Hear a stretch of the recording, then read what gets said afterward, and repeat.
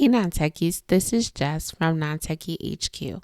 In today's video, we will go over how to set your state and time zone settings in the Acuity. First, you need to be logged into Acuity. Then we will go to Availability. From Availability, we will go to Global Scheduling Limits.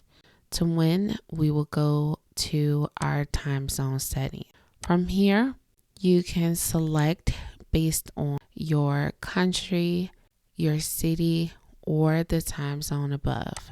So you can click the time zone. That will set your time zone. Then you can default the time zone to the business and not the client.